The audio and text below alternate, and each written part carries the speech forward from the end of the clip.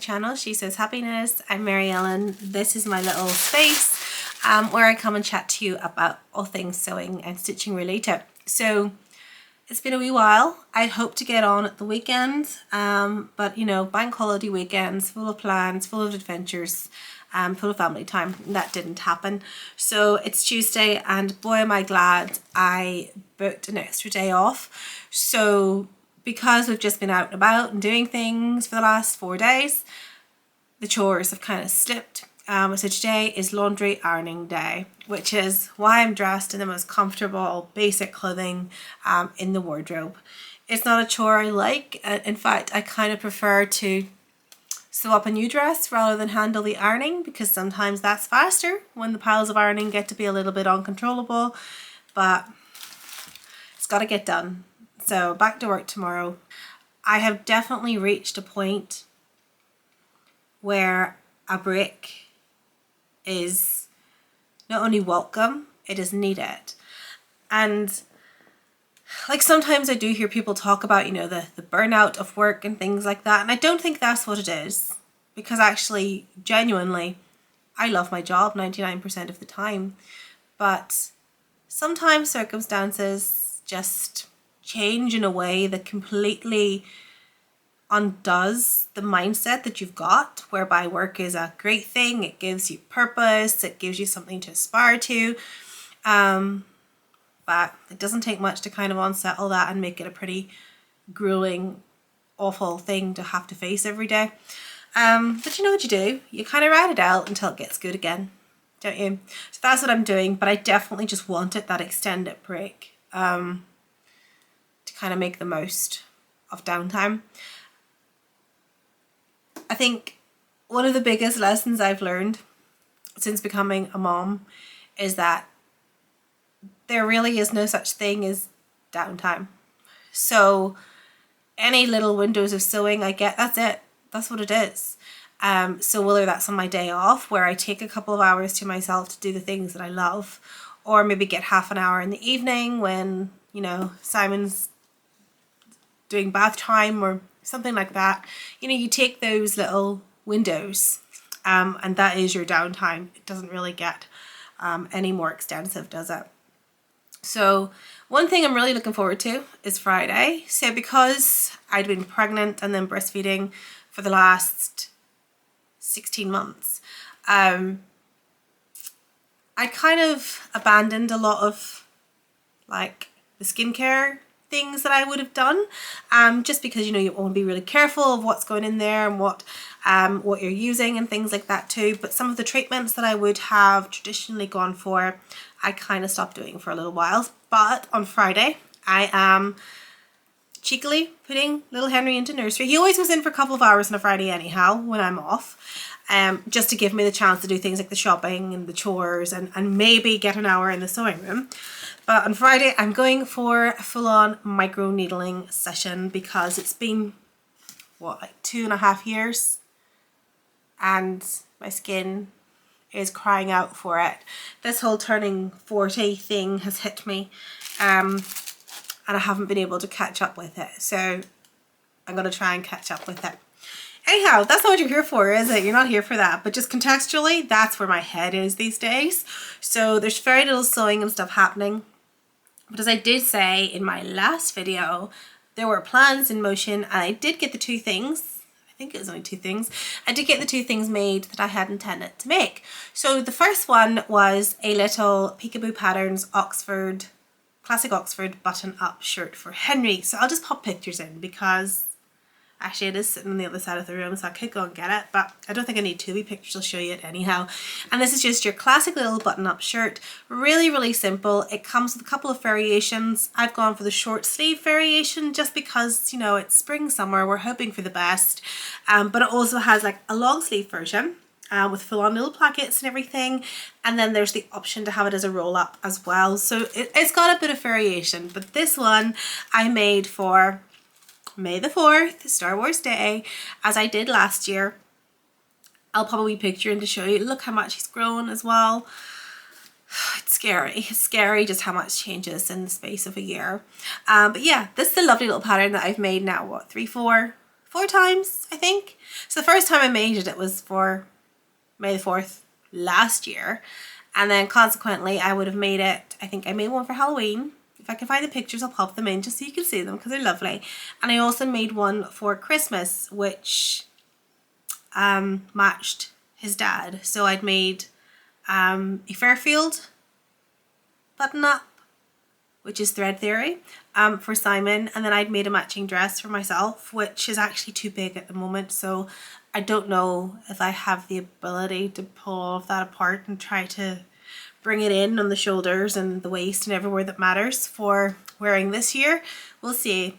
I'll leave it a few months anyhow, because of course the body is forever changing. Who knows what it'll be like in a few months' time.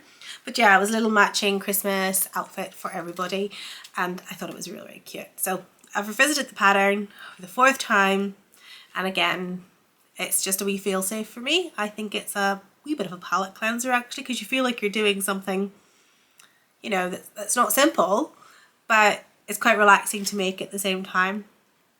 So that was the first thing that I made. And then in the background, you will see the second thing that I made. So I'm going to pop pictures in as well because it'll help you to see it better. I've used this gorgeous, like liquid metallic jersey fabric, which I got from Jenny Stitches. Now you may remember a few months back, I made the cashmerette dewy dress in the very same fabric. And I just love the feel of it. I love the look of it.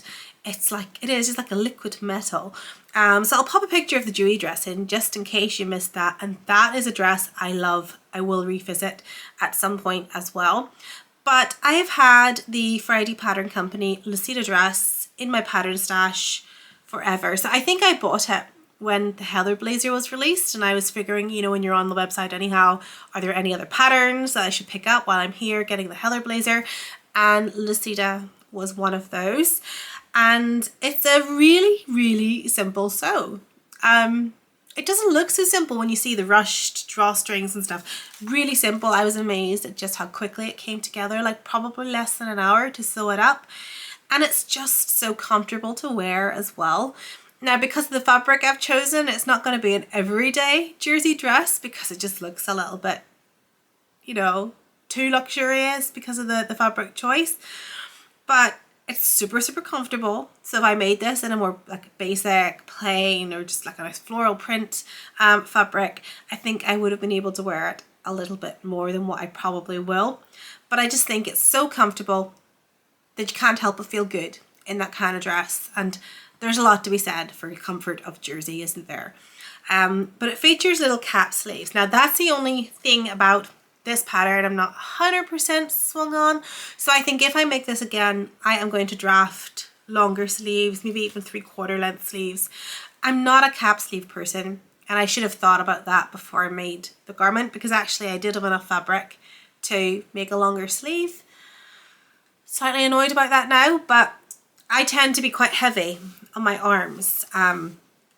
In fact, my arms, because they carry a bit of weight, make me look much broader on the top than I actually am. So like my little frame itself is not as big as what you might suspect. It's just because my arms kind of add to the width of me. So I'm not 100% keen on showing my arms, so you don't see them very often. But I have made it now, so I'll have to wear it. But the thing about this dress is I actually think it'll look lovely in winter because it's that kind of like dark metallic. It'll look lovely with a pair of boots and just a nice big chunky cardigan thrown over as well. So I think I'll definitely probably wear it more in those months than I will the summer months. But apart from the cap sleeves, one of the nicest features of it, and the kind of the thing that makes it, is that adjustable tie neckline.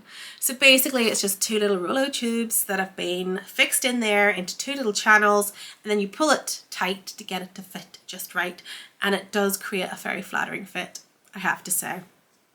So the skirt again is a very slight A-line, but you could change that and make it fuller if you wished.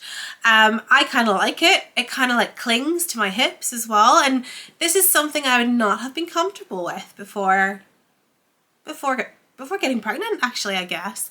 But you know, I've come to realize that this is my shape, this is my body, it does what it does, it is what it is. And there is no point in me trying to hide it or fixate over the parts that I don't think look as good as others. It is what it is. So we're just going to go with the flow, and if it clings to the hips, it clings to the middle, it clings, that's fine. I don't really see the sense in grading out just to cover it. It is there. Why am I trying to hide it? So it just skims over and just slightly clings, and I think it works. I think I can get away with that, and I quite like it. So it looks a wee bit more complicated than what it is. Definitely, if you're new to sewing with jersey, it's a pretty standard easy make.